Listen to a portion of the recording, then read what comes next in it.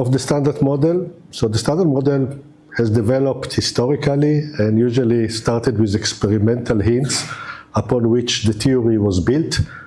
I'm not an expert in history, and also I prefer to present it from the perspective of nowadays. Now that we have the whole picture, we discovered all the particles that are included in it, etc., then I will pretend that we postulate symmetry principles, and from these principles there are many, many predictions, but you'll see what they are, and they have been successfully confirmed, most of them, almost all of them, by experiment.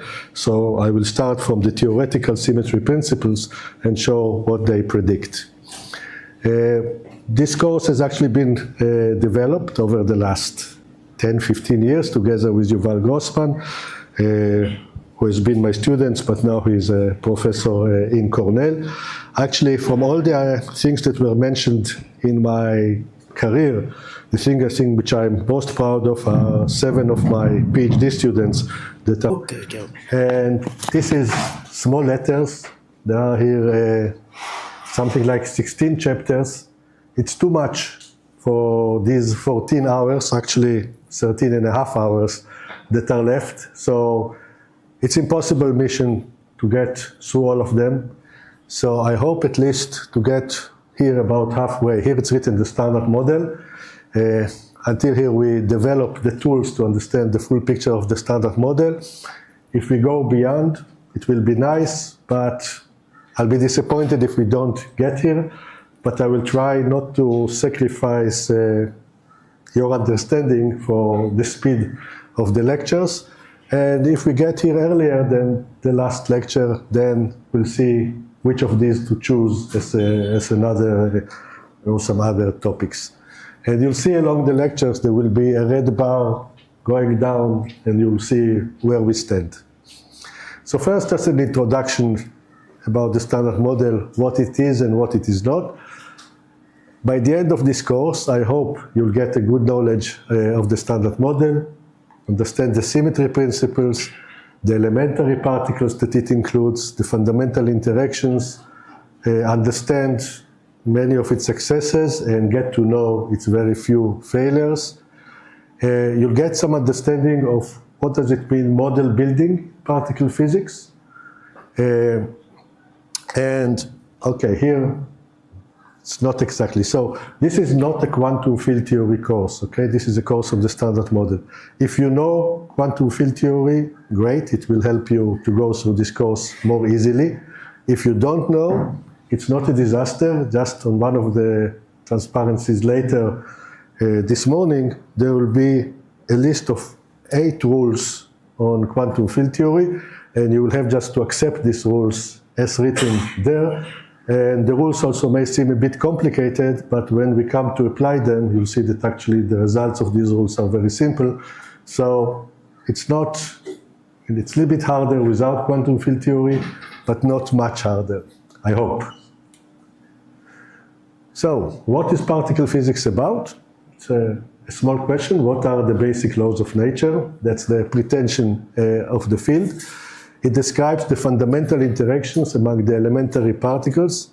Its mathematical formulation is within the mathematical technology of quantum field theory, and the basic mathematical entity is the Lagrangian, which we'll get to know very well and write many Lagrangians along the course, and it's based on symmetry principle. And within particle physics, the currently accepted theory is the standard model, a little bit extended to include neutrino masses, as we'll see. It was conceived in the late 60s, early 70s by Steven Weinberg, Sheldon Glashow, and Abdus Salam. And since then, I mean, there is something called the review of particle properties by the Particle Data Group, which includes all the experimental results that are relevant to particle physics. By now, I mean, almost no one has a printed version of it because it's some 1,500 pages.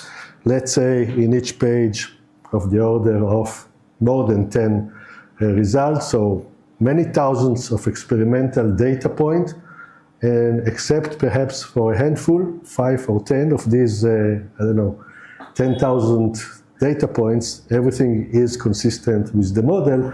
But of course, these 5, 6, 7 data points that are not consistent with the standard model get a lot of public relations, and rightly so, because they give us hints of where to go next.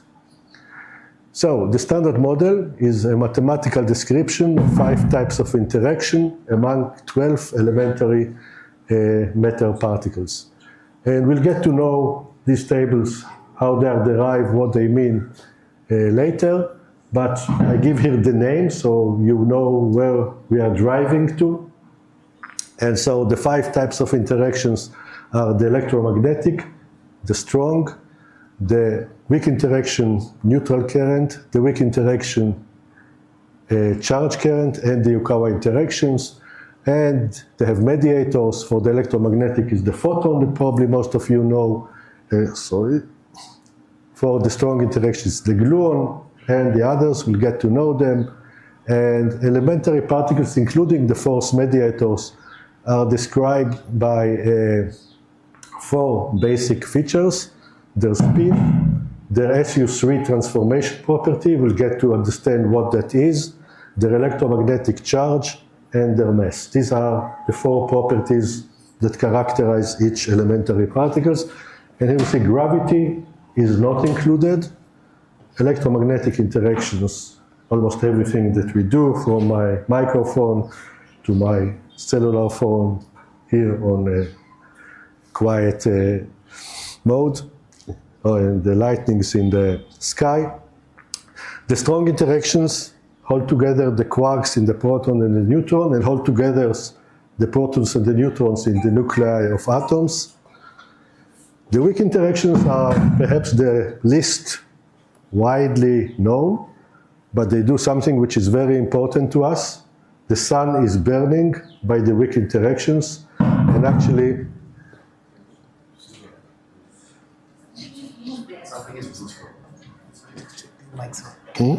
yeah, sure.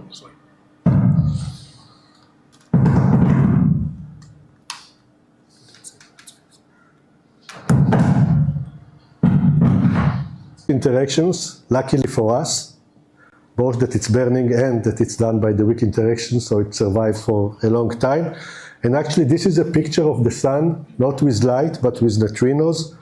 Neutrinos, the only force that they experience is the weak force, so if you can picture the sun in neutrinos, it means that they are both produced and detected by us by the weak interaction. And and the Yukawa interactions, this is a picture of decay products of the Higgs boson, and that's by weak interactions, by Yukawa interactions, as we'll see. Here are the 12 standard model fermions. The fact that the standard model tells us that the electron neutrinos, the mu neutrino and the tau neutrino are mass eigenstates, and we know experimentally that they are not, is one of the few, the most prominent failure actually of the standard model. So we'll see that. There are many graphical representations of these particles. On the outer circle, the spin half, these are the matter particles.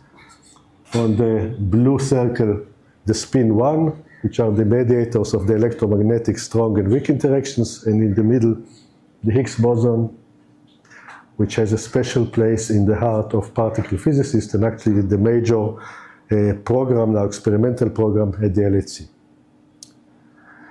So, like I say, this is a general view of where we are going, so you don't have now to understand all the words. I hope that by the end of my lectures, you will see what they mean.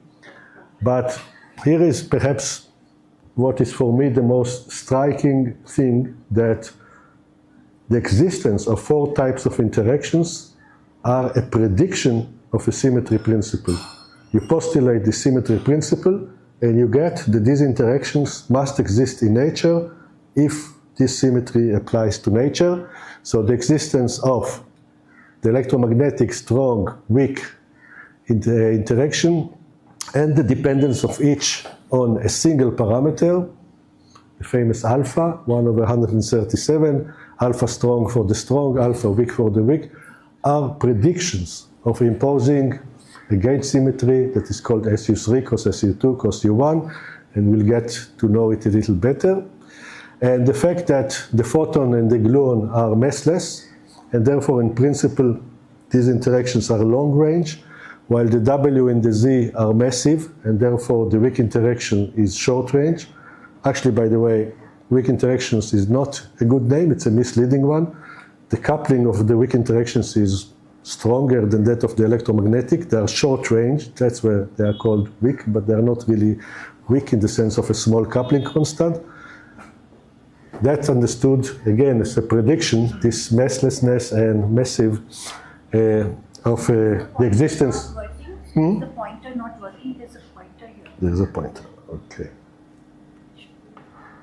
This one. Okay. Upper point. Yeah. Yeah, the existence of a scalar field with certain transformation properties that we'll get to know, which tells us that this symmetry of the Lagrangian is not shared by the vacuum. The vacuum, the ground state of the universe, has a smaller symmetry. So again, we'll get to know all of that. For the fermion, for the spin half particles, there are 3 copies of 5 representations. Again, I'll explain what these are. But the main point is this. Here in these 3 red lines, that's the definition of the standard model, okay? This is the standard model, these 3 lines, okay? And from this, tens or hundreds of predictions are made out based on these 3 lines, which is for me quite amazing.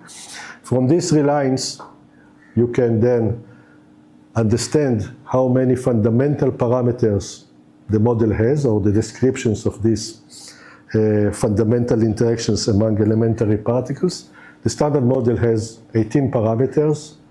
Some people think that this is too many, and therefore the standard model cannot be the final theory of nature. I agree that it cannot be the final theory of nature, but I would not base it on this argument. I don't know if 18 is a large number or a small number. Of course, it would have been beautiful if the basic theory of nature had 1 parameter, or even better, 0 parameter. But I don't know. I mean, when you extend it, for example, for the supersymmetric standard model, which many people think is a beautiful model, you get of the order of 120 parameters. So 18 is not so bad. This means that you need 18 appropriate experiments to fix the numerical values of these parameters. And from the 19th measurement and on, if you want, the model is tested. And actually there are now, as I said, thousands, tens of thousands of measurements.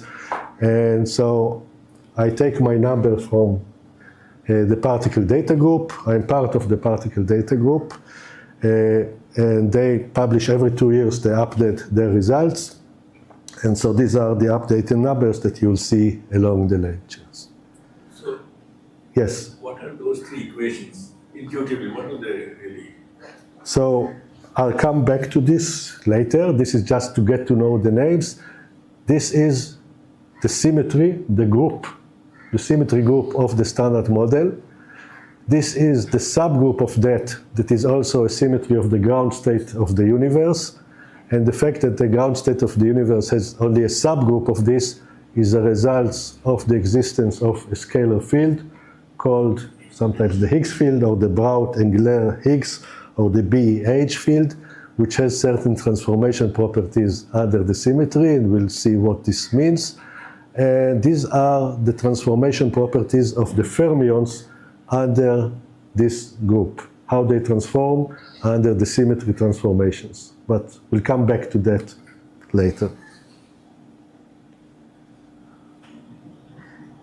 So first of all, the standard model cannot be the full theory up to arbitrarily high energy, because it does not include gravity.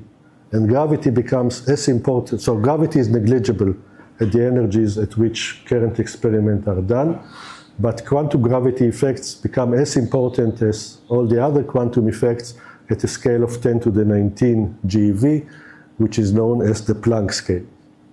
And so Above 10 to the 19 GeV, the standard model cannot be the full theory of nature, but we have good reasons to think that it actually fails at an energy scale even below that.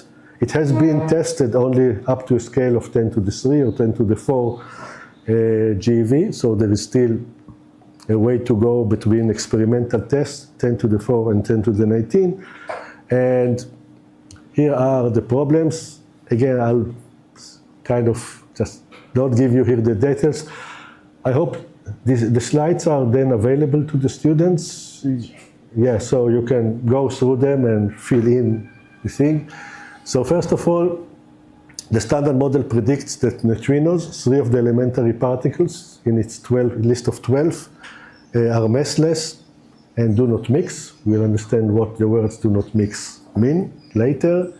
And actually, from measurements made for neutrinos that are produced in the atmosphere as a result of cosmic rays hitting the atmosphere, and neutrinos produced in the sun as a result of the sun burning, all of these imply that this prediction is wrong. They have masses and they do mix.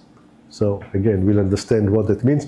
This is the only data point that is not by which the standard model fails, and it's kind of a terrestrial experiment. So, of course, the sun is not terrestrial, but we understand fully the production and the detection. All other points involve either cosmology or theoretical considerations. So, by far, this is the strongest evidence that the standard model is not a complete theory of nature. Then there are two things coming from cosmology and astrophysics.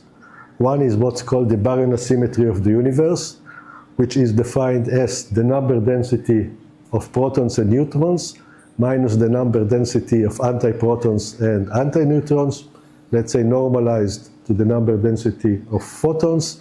And the standard model tells us that this ratio is below 10 to the minus 18, while the cosmic microwave background radiation and Big Bang nuclear synthesis tell us that this is a number of order 10 to the minus 9. So this is not a small failure, it's a huge failure, many, many orders of magnitude. And it requires at least 2 modifications for the standard model, and we'll see later what these modifications and why we think they are there. And dark matter. Dark matter are particles that are stable. The star here is to say they have to have a lifetime that is at least as long as the age of the universe, or longer than that, but preferably stable, carry no electromagnetic charge and no color, so they do not transform under the SU3 group of the standard model. The standard model has such particles, these are the neutrinos, but we know from various features, in particular their mass, that they are dark matter, but they are not the dark matter that makes a contribution of about 26% to the energy density of the universe, so it's a large component, and neutrinos are probably of the order of 1,000th of this, so 0.01 or so of this instead of 0.26. The most popular notion of what this might be is called WIMPs, weakly interacting massive particles. And if that's the case, then the new physics should come already at the TeV scale. There are many experiments that are sensitive to this idea, and they did not discover the dark matter. So now many other ideas in energy range from 10 to the minus 22 electron volt up to the masses of primordial black holes, so I don't know, some 40 or 50 orders of magnitude are being explored. Then there are theoretical problems, something called the fine-tuning problem. There are 2 such. These are parameters that within the standard model require somehow an amazing fine-tuning between various parameters that are not related to each other by any principle within the standard model. One is the mass of the Higgs. We should have expected it to be the Planck scale. Instead, it's 17 orders of magnitude lighter, and actually the fine-tuning is by the masses squared, so it's roughly 34 orders of magnitude fine-tuning that is required. And the other is something called the strong CP problem, where a parameter called theta QCD that should have been of order 1, we now know an upper bound on it of order 10 to the minus 9. And there are various ideas of extensions of the standard model where the smallness of these parameters are explained based on symmetries. And then finally there are peculiar things, not fine-tuning, that seem that they may have an explanation beyond the standard model. One is the fact that the gauge couplings of the strong, weak, and electromagnetic interactions seem to get the same value at an energy scale of about 10 to the 15 GeV. Now, two things will always cross each other, but three quantities meeting at one point is kind of surprising. This actually is not the standard model, it's the supersymmetric standard model where this happens. And it has a very nice explanation if this is really not an accident. And the other is the Yukawa couplings, where there is a lot of smallness and hierarchy when we expect fundamental parameters of nature to be of order 1. Some of the parameters are as small as 10 to the minus 6. But really the strongest evidence for the incompleteness of the standard model beyond gravity is neutrino masses. The current experiments are mainly in CERN.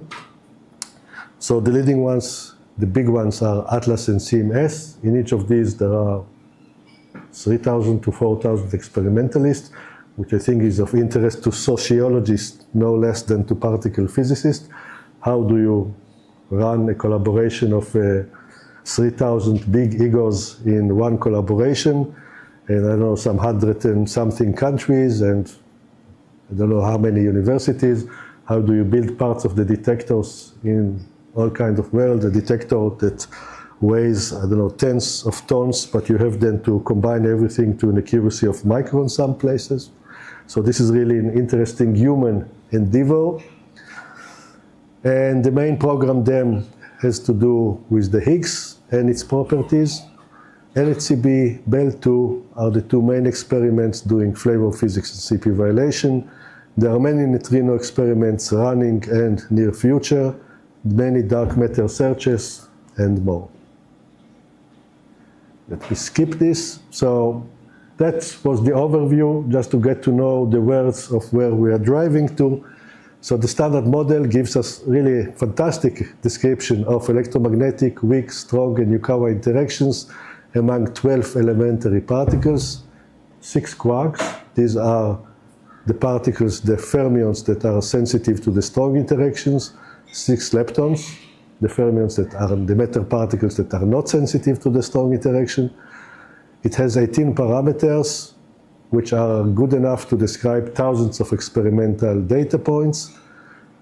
The problems, neutrino masses, baryon asymmetry, dark matter, and some fine tunings. And experiments are still exploring all of that.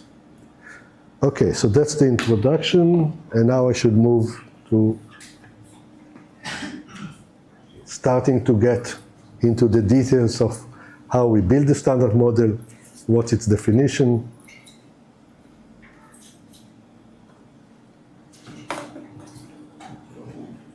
So, we are here on the second bar, so each time it will be red, and I hope it will go down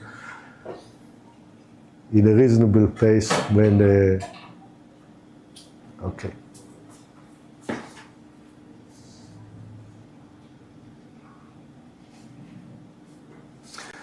So, this is postulating what are the rules of the game. So our basic mathematical entity, which we will use all along, is something called the Lagrangian. And I will tell you what are the, how do we write down Lagrangians. So we'll see in a minute. Give examples, which be, in the end, much simpler, I think, than the rules of themselves. The concept of symmetry, what does it mean for Lagrangian? and what does it mean in general model building. So this is not yet the standard model. This is how particle physics nowadays goes. So first of all, in quantum field theory, the basic laws of nature are encoded mathematically in an entity that is called the action, usually noted by the letter S, and it's an integral over space-time, integral over time and the three space dimensions of another entity that is called the Lagrangian L. And except for one point in the whole discussion, what's important for us will be the Lagrangian. We'll almost never mention the action. The action has mass dimension 0. It's dimensionless in mass. And since in the natural units, each of these has mass dimension -1, it means that the Lagrangian has mass dimension 4. This will be playing a role in what we'll do. Here are the rules of the game, okay? So in particular, for those of you that did not have quantum field theory, this is what you have to accept as God-given. So first of all, the Lagrangian is a function of fields and their derivative only. Fields are again some operators, and a field annihilates a particle related to it or creates an antiparticle related to it. We'll see that intuition later in pictures. So it does not depend, in particular, it does not depend directly on the space-time coordinates. Okay? You will not see in the Lagrangian of quantum field theory, you will not see x squared or t minus t0. You only see the fields depend on space-time coordination, but the Lagrangian itself is a function only of their fields. It depends, all the fields that appear in a term are taken in one space-time point. These are local field theories, which is all that we consider. It's real, so if we have... To disturb you, but shall we try this once again? Okay. The back are not able to hear. No, we need to put it on. From this. Yes.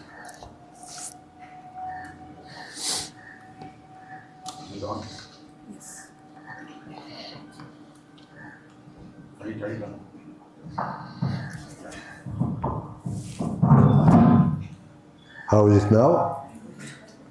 Good. Okay. Don't be frightened by this list. You'll soon see examples, and the examples are much simpler than this list. But the examples, the fact that they are simple, follows because we have many rules. Okay, so it has to be real because time evolution of everything is e to the I Hamiltonian times time, e to the I ht, and the Hamiltonian is closely related to Lagrangian. If the Lagrangian is real, so is the Hamiltonian. And if we want the absolute value of e to the I ht to be 1, which is the conservation of probability, then we need h and L to be real. It's invariant under the Poincaré group. These are space-time translation. So we think that an experiment done today and a year from now or 20 years ago should give us the same result. That's invariance under time translation. Space-time translation means that an experiment done in New Delhi, an experiment done in Weizmann measuring the same thing should give the same result. Of course, they never do, by the way, but this is not a result of not obeying this rule, but because of experimental uncertainties. So these are the 4 space-time translation, 3 rotations, and 3 boosts. All of these should be invariances of our Lagrangian. It's a polynomial in the fields. Okay, that's not a basic rule, but it's something that is common to all perturbative theories, where you can expand around a minimum. When you expand around a minimum, you get a polynomial. So this is a major simplifying thing, that we consider only perturbative theories, and therefore it will be polynomial in the fields. It's invariant the Lagrangian under internal symmetry group, like the SU3 cross SU2 cross U1 that I mentioned, and this will be perhaps our main topic in this course. Every term that is not forbidden should appear, and it should be renormalizable. Complicated word, let's see what it means. So first of all, what we will consider are three types of fields. Scalar fields that carry spin 0, fermion fields that carry spin half, and vector fields with spin 1. There are reasons why we think that elementary particles have spin no higher than 2. We need 2 for gravity, but it's not part of this. 3 halves also appears in supergravity, but not in the standard model. So these are the three types, and the scalar field has mass dimension 1, fermion field has mass dimension 3/2, vector field has mass dimension 1, and now you already see if we have a polynomial and the overall dimension cannot be larger than 4, it means that you cannot have a large power of the fields, okay? If you have a term which is phi to the 5th, it's already beyond dimension. Okay, so I didn't say actually. So renormalizability tells us that the Lagrangian has only terms that are dimension 4 or smaller in their fields and their derivative. So for example, phi to the 5th is illegal in this framework, okay? Because its mass dimension is 5. Psi to the 4th power is again illegal because its mass dimension is 6, etc. So you are very limited by this. If the full theory of nature is described by quantum field theory, then the Lagrangian should be renormalizable. If it's not renormalizable, so if you have this high dimension, then when you calculate things to arbitrarily high energies, you get results which go to infinity. We don't think there are infinities in nature. Or in other words, to say why we want renormalizability is if the theory is not renormalizable, you can get 2 ways of calculations that give you 2 results for the same thing. So it's inconsistent mathematically in some way. Yet, we will not do it here, but for low energy effective theories, these are theories that are valid only up to some energy scale, not to arbitrarily high energy. And for example, the standard model said is not valid up to arbitrarily high energies. It stops at the Planck scale and perhaps at much lower scale. Then for these, non-normalizable terms should also appear. And since there are higher dimension in the fields than 4, then the coefficient of each such term should have inverse mass dimension. Okay, so for example, if you have phi to the 5th, then it should be accompanied by a parameter that has mass dimension -1 to bring the Lagrangian to mass dimension 4. Follow? Yes, I hope. And therefore, these terms, their contribution to processes or that are characterized by energy scale E that is lower than the scale that suppresses the coefficient of this term are suppressed by power of E over lambda. And if E over lambda is small, if lambda is high enough energy scale, if the scale where the theory stops making sense or stop being valid, if that's high enough above the energy scale for our experiments, then the normalizable terms give us small contribution. And it's a good approximation to consider only the renormalizable terms. So to leading approximation, we can consider only the renormalizable terms, assuming that our model is valid up to an energy scale that is much higher than the energy scale of our experiments. And until we fully build the standard model, we'll consider only renormalizable Lagrangians. Once we go to testing it and to going beyond it, then we'll start also considering low energy, normalizable terms. So here again, the list of 8 rules. The first 5 really have to be discussed in the quantum field theory. So I'll just take them as given.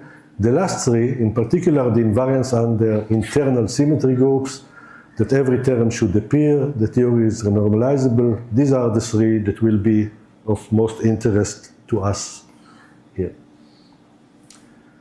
Here is the one important message that if you see it, if you remember it, if you understand it, you can, don't go home, but that's the bottom line. We said that L is invariant under symmetry groups, and what the standard model is about is that almost, again, except for a handful, all experimental data for elementary particles and their interactions can be explained by the standard model of a spontaneously broken, that's the internal symmetry group, SU3 cross SU2 cross U1. Almost everything is based on this. And what I find amusing, I think we are, particle physicists are a unique community. Standard model is fantastic, okay? It survived, what's now, 50 or 60 years of experiments, numerous successes. Instead of being, okay, we are proud of this, it's not my masterpiece, but it is a masterpiece, and we are all proud of it. It's really a beautiful physical theory, but the great hope and all the efforts of the community go into proving that it's not a good description of nature, that it has problems, okay? So, and everyone hope that we will find that it is wrong. Okay, so we're a community that made a masterpiece and hope very much that this masterpiece is wrong. So that's kind of a peculiar situation, I think, for a community. Okay, let's see 3 Lagrangians to understand how these rules play a role. And actually, this 3 Lagrangian will be almost everything we need up to the point when we discuss local symmetries. So, let's take what is the most general renormalizable Lagrangian for a single real scalar field. When I apply all the rules that I wrote before, this is it. It has only 4 terms. Okay, d mu phi, a coefficient times phi squared, another coefficient. So this is, by the way, a coefficient of mass dimension 2, because phi squared is mass dimension 2, and we have to complete it to mass dimension 4. This is mass dimension 1, this parameter, phi cubed, and this is a dimensionless, call it coupling, lambda, phi to the 4th. This is the most general Lagrangian that you could say. It's a polynomial, so cannot go beyond phi to the 4th, but let's see one by one what these terms mean, why they are there. So the first term, the first with derivative, it's necessary if we want to be able to describe free propagation of the particle related to the field phi, which is a spin 0 particle, in space-time. Just starts here, goes out of the door, this particle. If we want to be able to describe that, we need this term. It's called the kinetic term, the term with derivatives. So for a dynamical field, a field that is related to a particle that can propagate in space-time, this term, such a term will always be there with derivatives. All other terms are minus the scalar potential. So we call minus these 3 terms, we call them the scalar potential. The fact that so mass dimension here, d mu, d to dx mu, it's the space-time derivative, has mass dimension +1, phi has mass dimension +1, so there are here mass dimension 4 in d mu phi, so the coefficient must be dimensionless. Why is it half? That's something called canonical normalization. Canonical normalization is the coefficient that when we write it, we know straightforwardly how to interpret all the other terms, what they mean. A priori, you could put here any number that you want, I don't know, 7.3. You could bring it by transformation to a coefficient which is half by changing your definition of phi. And then all terms will change accordingly. So we could interpret also with any other coefficient, but it would be more complicated, and the easiest thing is to bring it into canonical normalization and go on from there. We do not write a constant term, even though it's within all the rules. Constant term is what's called the cosmological constant. It's important for gravity, not for what these particles do, not for predictions in particle physics. And so it does not affect the equation of motion of the particle related to the field phi. So we do not write it. We do not write a term linear in phi, because if we wrote such, it means that we are not expanding around a minimum. Okay, if you have a term linear in phi, then the minimum phi is not 0, and we could take it away, we could remove it by redefining phi into phi minus a constant number, and so this is expanding around the minimum, means no terms linear in phi. The quadratic term is a mass squared term, so the particle that is described by this Lagrangian is spin 0, it's a scalar field, and has mass m. The fact that this is its mass, the interpretation of this is because we wrote it in the canonical normalization. With a different number here, this would be a number times the mass.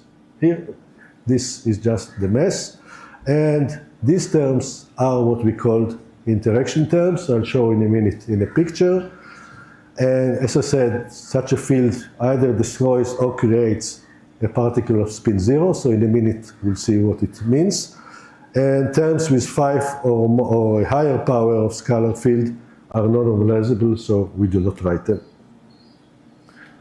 So, d mu phi is free propagation in space-time. M squared is the mass squared term. It means that this particle does not move at the speed of light, but more slowly. Phi cubed means that there are various things that can happen with 3 such particles. For example, 2 of them could collide and give just 1 particle of the same kind. And phi to the 4th, again, various things, but mostly it will be that 2 of these particles scatter into 2 of these particles. But there could be also other combination, 3 coming in and 1 going out, or 1 coming in, 3 going out, etc. So that's the most general Lagrangian here up in the red frame for spin 0 field related to spin 0 particle. Spin half. First of all, so spin half, we usually write things in terms of 2 chirality state, psi right and psi left. Psi is a 4-component fermion, 1 plus minus gamma 5 projects it on the 2 upper or 2 lower. If these fields are massless, then chirality is the same as helicity. Right-hand helicity means that the spin half points in the direction of the movement, minus half opposite the direction of the movement.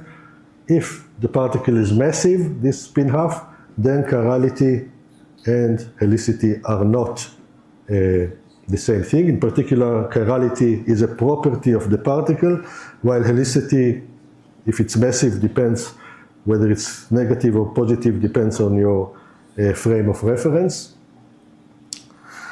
There is something more, some fermion, wild fermion, related to this psi right and psi left. I'll come back to it. I don't want to go into too much mathematics here. And psi bar is psi dagger times gamma 0. Gamma 0 is one of the Dirac matrices, 4x4 matrix. So here is the most general Lagrangian for a single, or for 2 fermion fields, psi right and psi left of opposite chiralities. Let me just say here, I will not go, this will be relevant when we come to neutrinos. Psi right C bar, this complicated thing, has exactly the same transformation properties under all symmetries, space-time and internal, as psi right. And so for simplicity, since I'm just interested in what symmetry tells us about the Lagrangian, instead of writing psi right C bar, I will write psi right or psi right transpose, because I'm interested in the transformation properties. So this, in a sense, is psi right, this is psi left, this is, and this is psi left bar, psi right. This is the most general renormalizable Lagrangian for single left-handed and single right-handed chiralities fermions. So again, a very short list of particles. Yes? Yes? So the Dirac constant can induce like a oscillation between the left and right fermions. So I prefer this moment not to go into resulting phenomenology. It's not exactly oscillations between them, but we'll ask later in this course when we get to results. So here it's again this Lagrangian. The derivative terms, again, necessary if these fermions, we want to be able to describe their free propagation in space-time. And the coefficient of 1 or I here, it's 1, this I is necessary for these terms to be real, is the canonical normalization. The normalization where the interpretation of the other terms is straightforward. Terms with odd number of fermion fields cannot appear in the Lagrangian because they are not invariant under the Poincaré group. So it's always an even number. So 0 fermions, 2 fermions, 4 fermions. But I already tell you that if we have more than 2 fermions, then it's non-normalizable, the Lagrangian. Okay? 3 is forbidden, 4 is dimension 6. And so terms with fermions can only have, in a normalizable Lagrangians, 2 fermion fields. That's it. So all these terms have 2 fermion fields. These are the kinetic terms. As I said, they describe propagation in space-time, no odd terms. Quadratic terms are the mass terms. And so this here, involving psi left and psi right, is called the Dirac mass, while these, including either psi right or psi left, but not both, are called Majorana mass terms. And it will often be the case that we will have no Majorana mass terms for reasons that we will understand later in the course. And if the Majorana mass terms are 0, then there is just the kinetic terms here and these Dirac mass terms and its Hermitian conjugate. And there is a compact way to write it. Let me remind you that psi right and psi left are 2 different projections of the Dirac fermion psi. In the case that the Majorana mass terms vanish, then there is this compact way of writing, kinetic term for the Dirac fermion and the Dirac mass term. So just these 2. So again, very simple Lagrangian, a result of these 8 rules that I wrote earlier. And here in picture, kinetic term means free propagation in space-time. Dirac mass means a fermion of a certain Dirac fermion, a certain charge, let's say, coming in, and the same fermion with the same charge go out. Majorana mass term, the 2 charges are coming in, so if this is a conserved charge, you cannot have a Majorana mass term. This is a side comment, we'll come back to it later. Last example, fermions and scalars together. So we saw the Lagrangian for scalars, the Lagrangian made purely of fermions. What if you have both scalar and fermion fields, spin 0 and spin half? Okay, spin 1, by the way, will come later. I do not write it. Spin 1 will be a prediction. The existence of spin 1 particles will be a prediction of the symmetries that we will impose, which is again an amazing fact. that the existence of elementary particles is necessary if you want certain symmetries to apply in nature, or if nature employs the symmetry. It's not a question of whether we want it or not, it's a question of whether nature has this symmetry principle or not. So it's a very pretentious way by particle physicists to say, we want it to be like this, we want it to be like that. Nature doesn't care about what we want, we care about what nature is. So forgive me for the... so, if we have a single real scalar, a single left-handed fermion, and a single right-handed fermion, all the components that were before, then we have all the terms that are purely consist of the scalar field. Right? And we saw the kinetic term, quadratic, trilinear, and quartic term. That's it. There are 4 terms here. Then, this is the Lagrangian that we wrote before for the fermions, kinetic term, Dirac mass term, and Majorana mass terms for the left-handed, Majorana mass term for the right-handed, again, 4 terms. What is added are terms which includes both scalars and fermions. Again, I remind you, we only have polynomials, so only products of fields. So, again, these terms can only involve 2 fermions. We want both fermions and scalars, so there must be fermions there. Odd number is forbidden by the Poincare symmetry.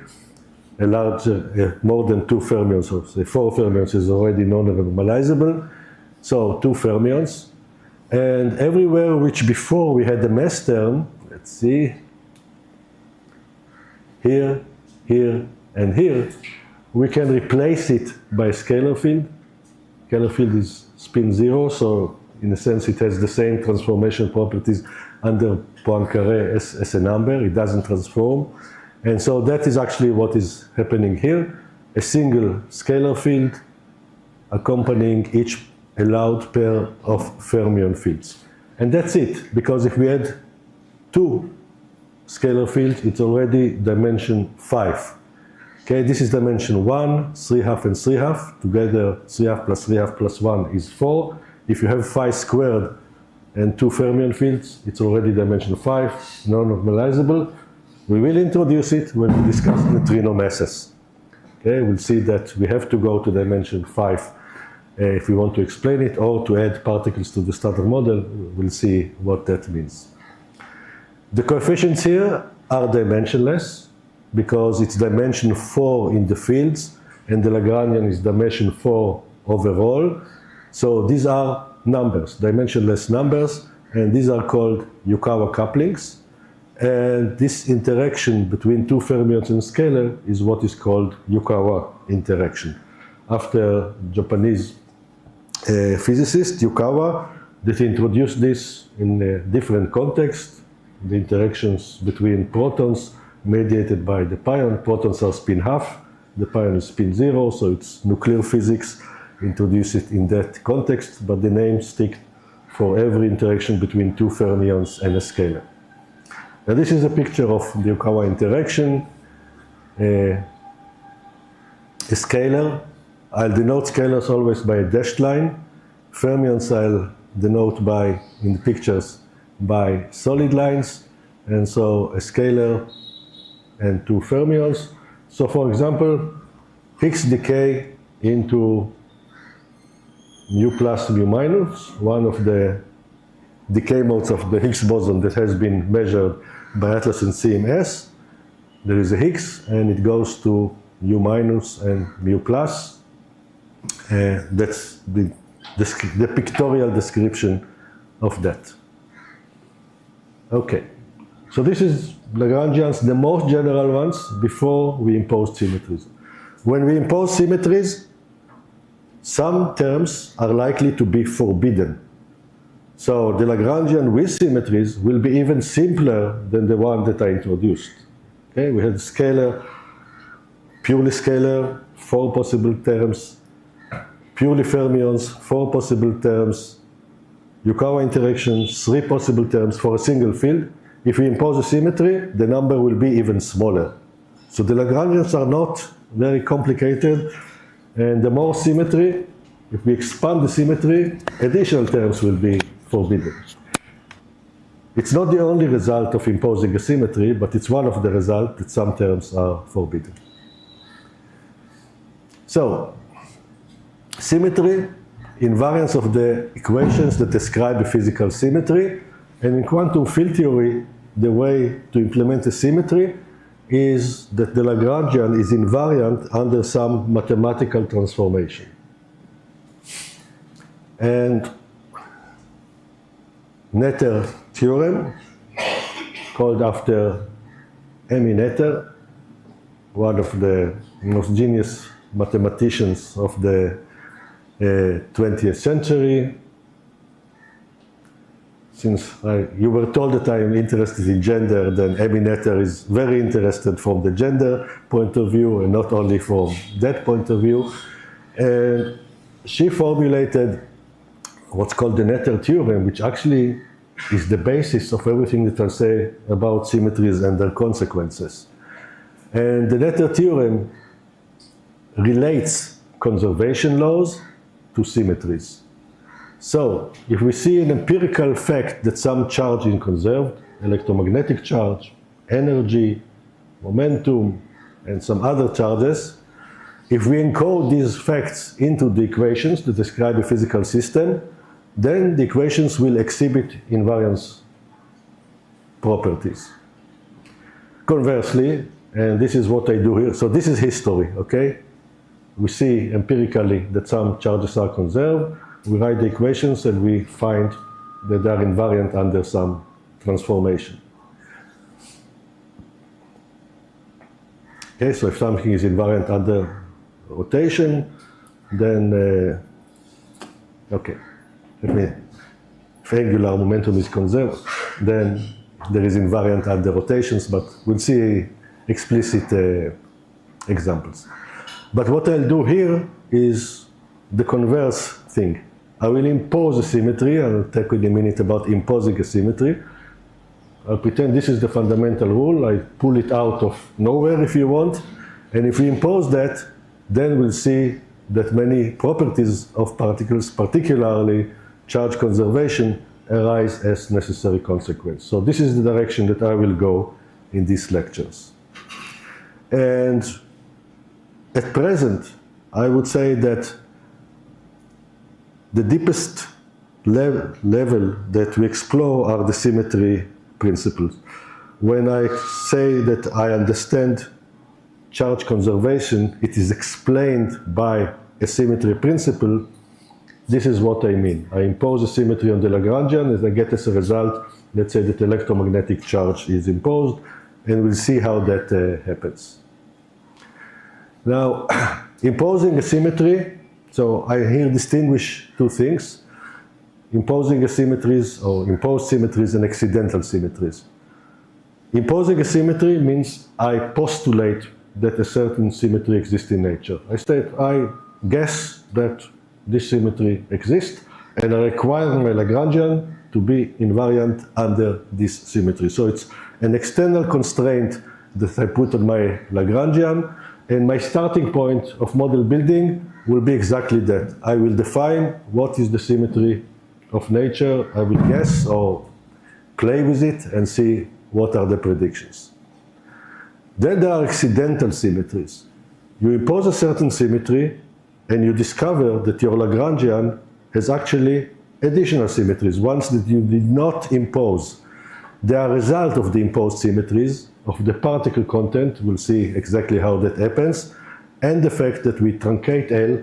So truncate means renormalizable. For example, Lagrangian, we truncated dimension 4 in the fields. Okay, we do not write all the powers of the fields up to infinite, but only up to dimension 4. Result of these ingredients, the symmetries, the particle content, and let's say renormalizability, suddenly additional symmetries arise.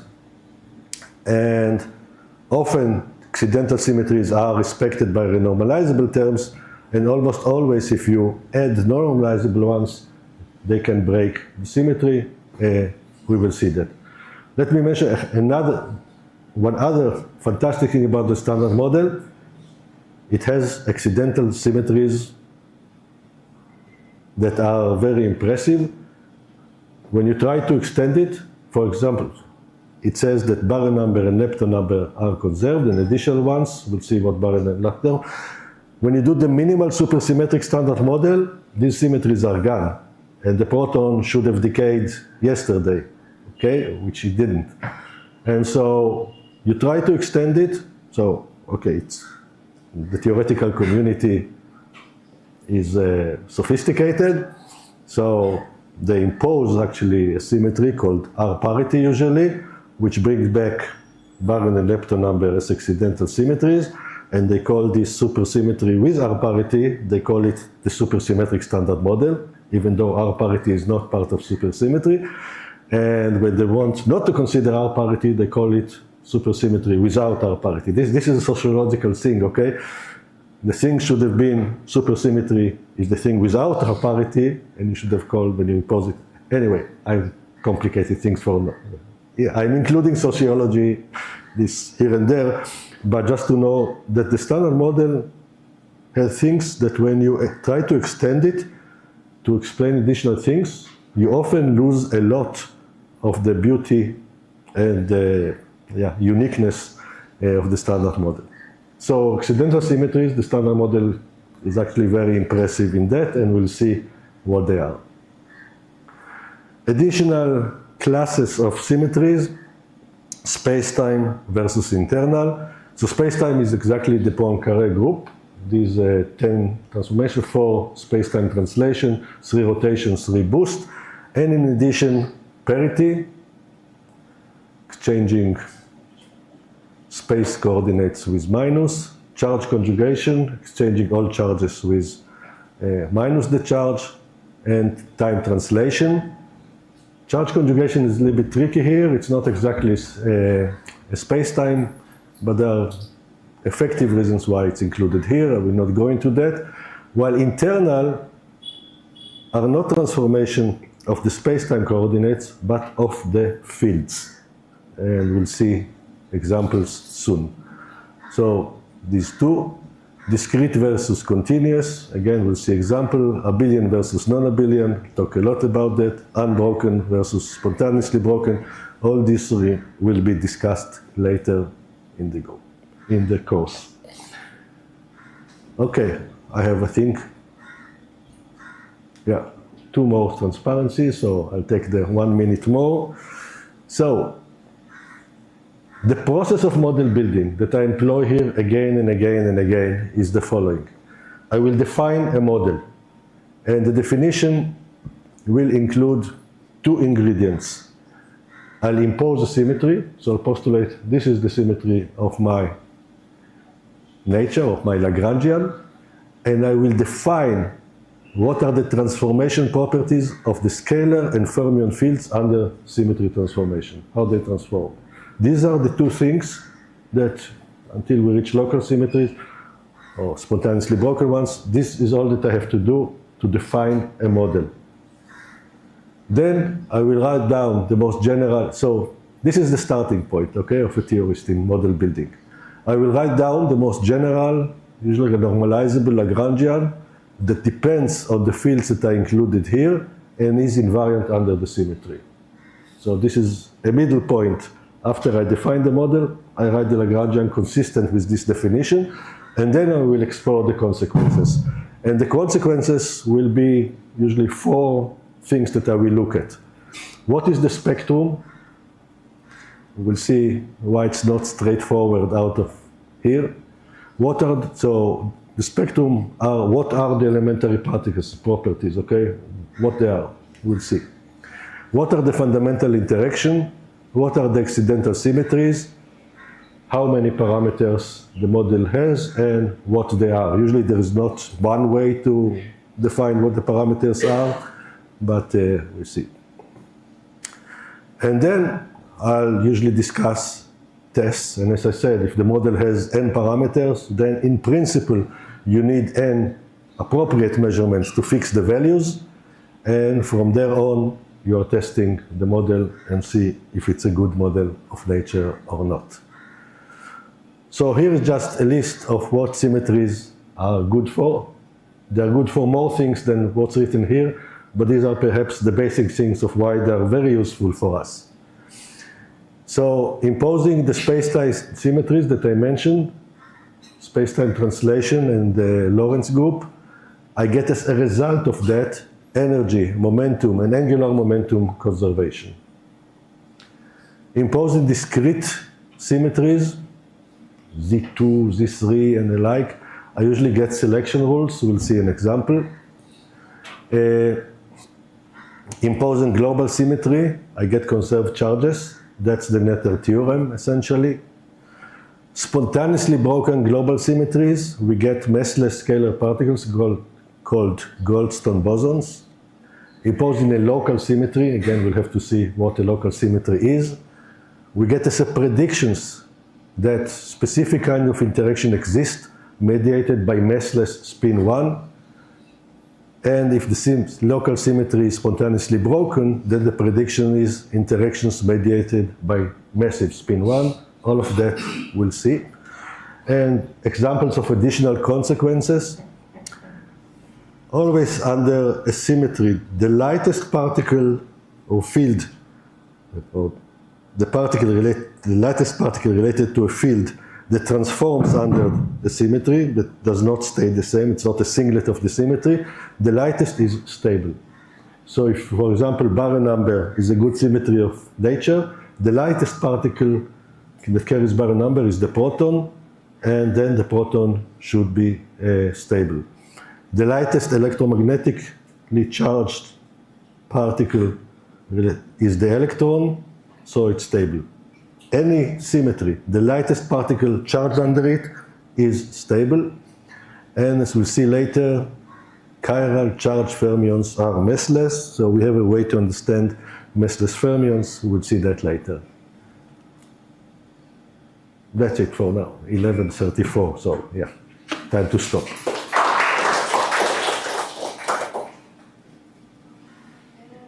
Questions?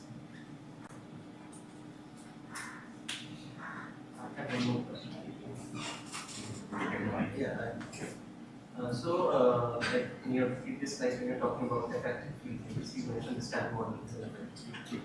So you said that. Okay. So where was I?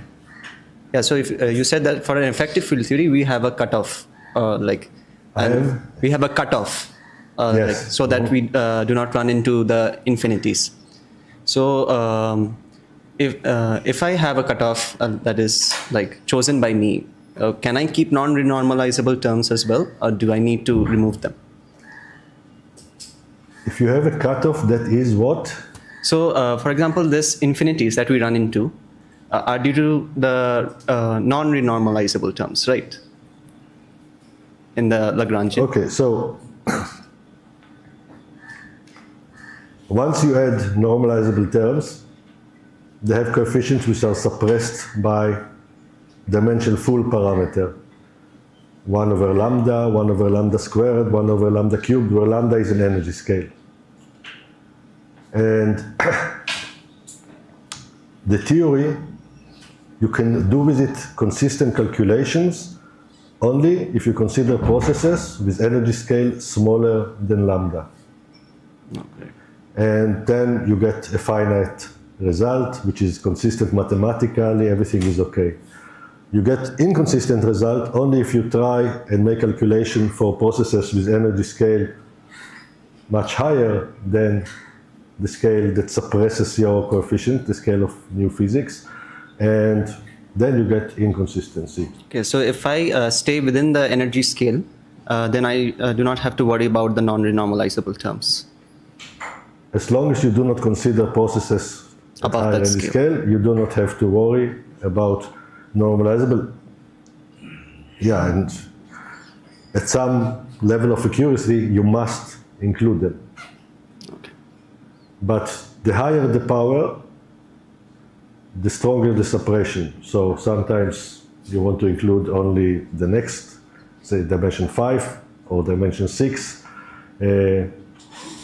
If we get through all the 16 chapters, we will encounter dimension 5 and dimension 6, particular dimension 5, which I believe are necessary.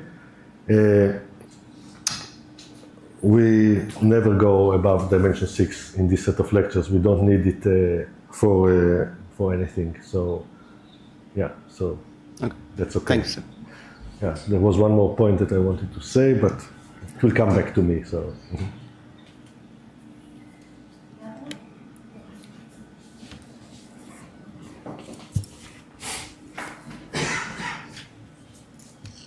It's not working. Speak loud and I will hear, I hope.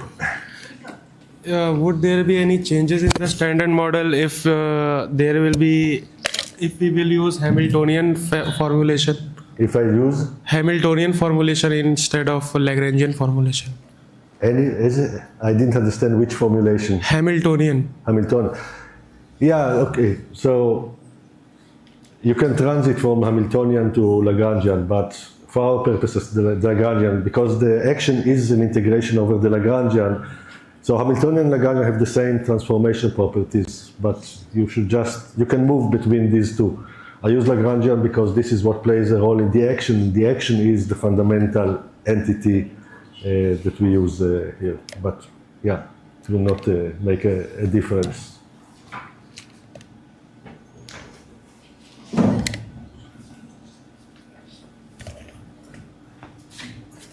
Hello, sir. Sir, I just wanted to ask one basic question. I cannot hear. Yeah. So when we study the general theory of relativity, we want the theory to be Lagrange invariant in order to. I still cannot Yeah. hear, so maybe I can come closer or you come closer.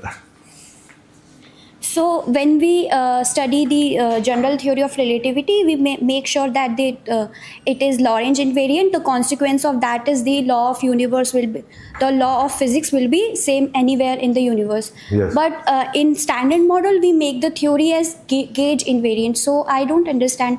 So what is the consequence of having the gauge invariant theory? So let me.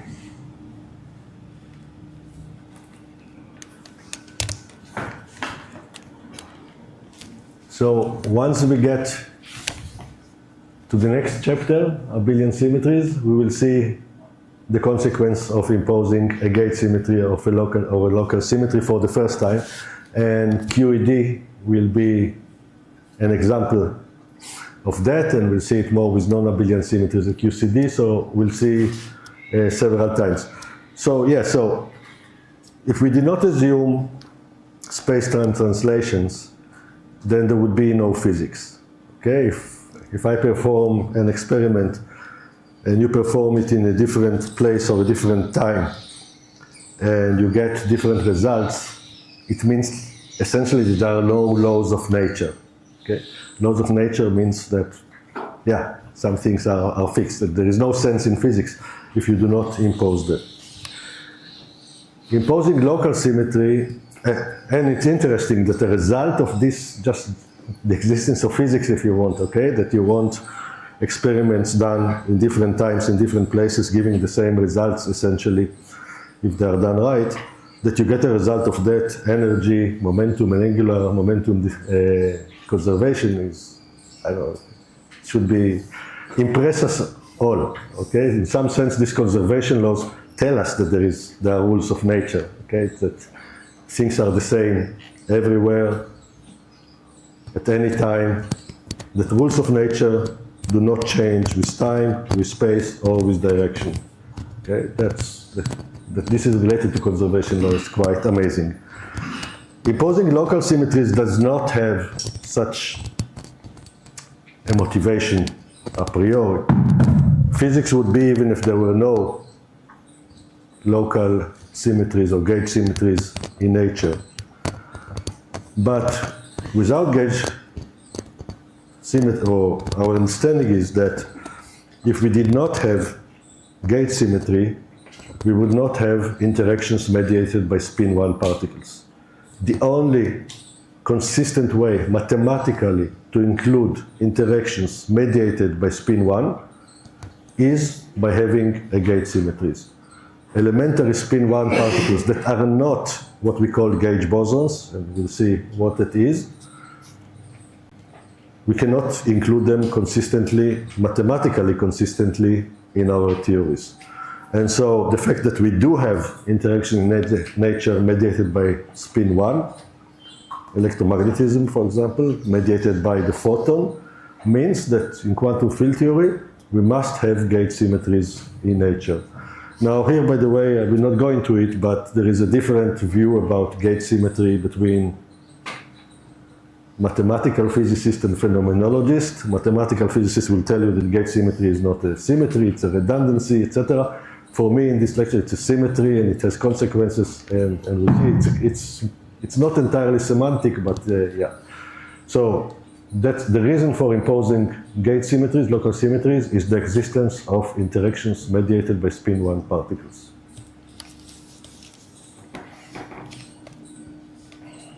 Anyone else?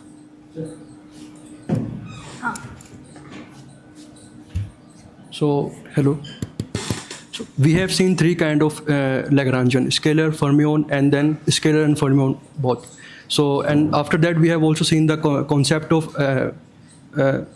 imposed symmetry and then the accidental symmetry. So my question is, if I pick one Lagrangian, suppose if I consider the basic one, the real scalar Lagrangian. So if I impose one kind of symmetry on that Lagrangian, so some terms can be removed. Is it right? Yes. Some term can be removed. Suppose if I pick one Lagrangian and one kind of term has been removed, and that one term represents an interaction. So after imposing symmetry, that interaction term is removed. So actually, what happens with that term? Is it forbidden for that kind of symmetry or something else? I'm not sure I understand the question. Again, sorry that I sometimes postpone a question.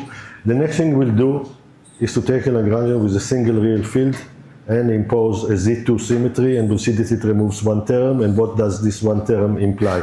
So if the question remains after that, ask me again. Sure. Okay? Sure. And then we'll see a U1 symmetry, a SO2 symmetry, so we'll see examples of what they mean. And I think still today in the afternoon we'll see an accidental symmetry rising up, and we'll see. Yeah. I'll just check if there's an online question. There are some participants online.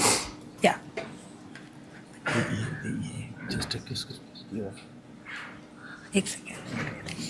So the question is, why can't we have coordinate dependent Lagrangian? Explicitly, I meant what would go wrong if we were to have those terms in the Lagrangian. We cannot have it because it will not be Poincare invariant. If we have explicit dependence on the space-time coordinate, it will violate the Poincare invariance. So that's why we cannot have it. Okay, so maybe we break for the tea right now. Okay. Thank you very much. Let me Let's perhaps thank- one comment. Yeah. This is a lot of information for an hour and a half. I'm aware of it. It's a huge amount of information. And by the end of the week, when you'll have 14 hours, which is the limit allowed for 5 days, so I learned. Otherwise, I would have given even more hours. Okay, I teach this course along a full semester in my home institute, and here we do part of it in 5 days. So don't be scared by the fact that you cannot grasp everything. It's too fast, it's too much, okay? So it's meant to give you the essence of it, and if it's of interest to you, in particular if you're going to continue with particle physics, you should go back to it, study it more carefully, more slowly. Don't be scared by the field if you feel this is a lot of information. This is a lot of information, okay? So, yeah, and caution, words of caution, okay.